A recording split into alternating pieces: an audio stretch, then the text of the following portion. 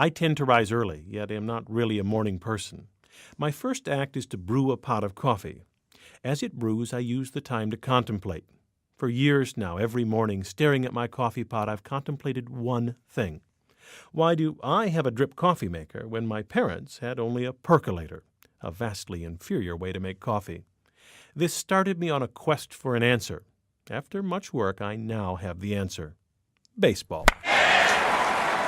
I will explain, but first a bit of history about coffee making. Today's machines are automatic drip coffee makers. This is the best way to make coffee, but until now it's been too demanding to do well.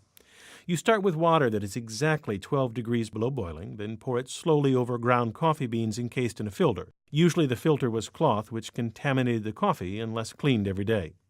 This was too much for most people, so home coffee making was dominated by the percolator. The percolator had the virtue of being automatic, but the negative was terrible coffee, often described by coffee lovers as sludge. We all love hearing the perk of a percolator, but it's actually a bad thing.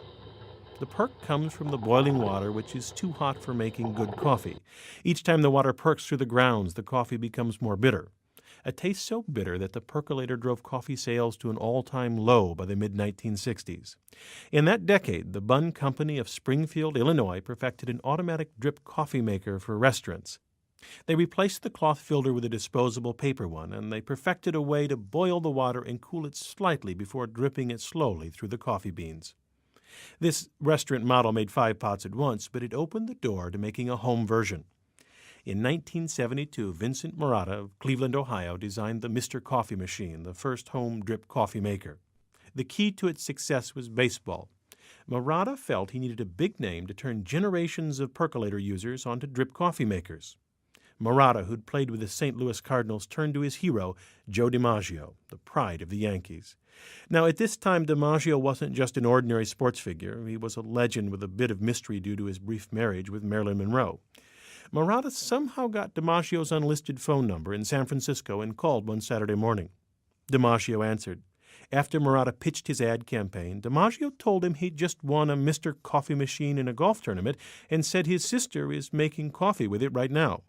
Yet the ex-baseball star wasn't interested in being in a commercial, saying, "I don't do that kind of work." The next day, Marotta and his wife flew to San Francisco, where Marotta called DiMaggio again and invited him to lunch. DiMaggio agreed. During lunch, Joe DiMaggio's expression barely changed, yet when they shook hands after the meal, he agreed to make the commercials. And these commercials, with the integrity of Joe DiMaggio behind them, put Mr. Coffee on the map and coffee makers into nearly every American home. Watch this Engineer Guy video to see the ingenious pumping mechanism in a coffee maker.